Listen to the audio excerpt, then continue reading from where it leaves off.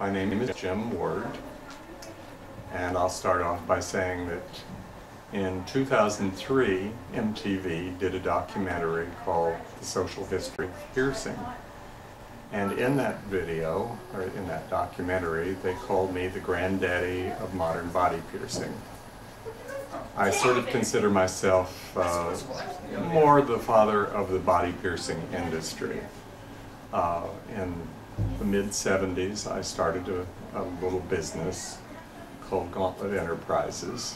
Started working out of my home, doing body piercing, developing the techniques and,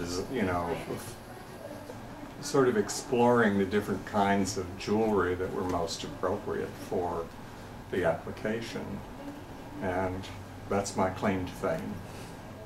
How did you get into the piercing industry, or start it, as the case is? Well, I had this sort of fetish, I guess you could say. Back in the late 60s, I was living in New York, and I came across a magazine article, and I think it was GQ, or could have been something else, but see, memory serves me correctly, it was Gentleman's Quarterly. And it had an article about a guy who had gone on a sea voyage, and when he returned, he got his ears pierced as a commemoration of that trip. And there was something about that article that kind of sparked something in my psyche. So I just felt compelled to get my ears pierced. So about that same time, I met a couple of guys. I was living in Brooklyn Heights in New York, and I met a couple of guys who were into the gay SM leather community. And I had sort of kept that part of my personality under wraps for a lot of my growing up. But I became friends with these guys, and I joined a group called the New York Motorbike Club, which was gay leathermen. And so one of those guys who belonged to the club, I asked to pierce my ears, and we got to be pretty good friends. About this time, this fantasy sort of began to take hold in my psyche. For a great portion of my adult life, I had at some point discovered that I really enjoyed nipple play. It felt really good and was a big turn on to me. And so at a certain point, this fantasy began to take shape of actually piercing my nipples and putting rings in them. And that was the beginning of my interest in the subject. I had never seen it before, never heard of it, and I was very closeted about it in those days. But it was not that long after I actually had pierced my own nipples.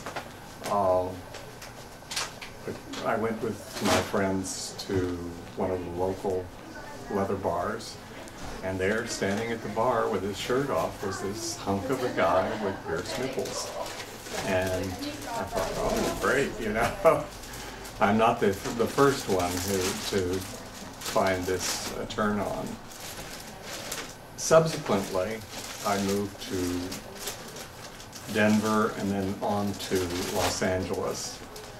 And through some really odd twists of fate, I met a man named Doug Malloy, who became my mentor and my inspiration for starting the whole body piercing thing. I was dating a guy who wanted me to pierce his nipples, and I called Doug up and said, hey, can you show me your technique? Mine's pretty awkward and not really great. I used the bottle from the cork from a bottle of wine and a push pin to do my nipples piercings in those days. I knew there was a better way. So Doug said, sure, I'll show you what I know and introduce you to the equipment that I've assembled after years of exploration. So I asked him, you know, he said he was happy to show me his techniques, what he learned. And then I said, well, where do you get jewelry? And he said, well, there's not a whole lot available, and earrings are not big enough, they're not sturdy enough for the purpose. He said there's some guy down in, I think it was San Diego, who does custom work, but the rings are pretty expensive. They're like $200 a piece. Now this is in the mid-70s, and I thought, well, that's kind of ridiculous. I had studied how to make jewelry when I lived in New York, and had actually taken a class for professional jewelry makers. And so I thought about it, and there was a small lapidary shop in Hollywood. So I went there and I bought the tools that I needed and the materials, and I made my first jewelry for nipple piercings. And pierced the boyfriend that I was dating at the time. And not too long after that, Doug called me up one day and said, let's go to lunch. So I said, sure, we've done this many times before. And he said, you know, I really think you should start a business. There is a market for this. Well, of course, in the mid-70s,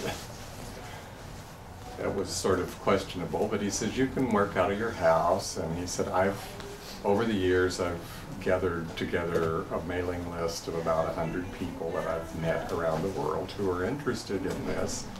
And it's a place to start promoting your business. So that's how Gauntlet came into being. What would you say was the greatest challenge in sort of starting the piercing industry? Well, I didn't really know that I was starting an industry. I was sort of doing something that really appealed to me, and I didn't realize at the time that that's what I was doing. It's all the challenges of starting any new business. The biggest challenge was probably doing something that had never been done before. To the best of my knowledge, nobody had ever done body piercing as a full-time business. And of course, in those early days, it wasn't a full-time business, but it was amazing how over the next few years, the momentum just kept growing. Eventually, Gauntlet had stores not only in Los Angeles, in the West Hollywood area, but we also had a store in San Francisco, another one in New York, and the last one in Seattle. Plus there was a franchise in Paris, France. Wow. Now, could you tell me a little bit about your book? Oh, certainly. Gauntlet experienced some major difficulties in the late 90s. And unfortunately, due to mismanagement and some devious doings by people who I had hired to try and make the company prosper, unfortunately in the late 90s, Gauntlet went under. And so for a number of years, I was really depressed about it. I mean, it was like losing a child. And in the when it went under, the bankruptcy court trustee divided the estate into two portions. She sold off the equipment and inventory to a competitor in LA, and then she put the intellectual property together and tried to sell it. But she was asking a pretty steep price and nobody was interested. So it kind of languished for, I don't know, 6, 7, 8 years.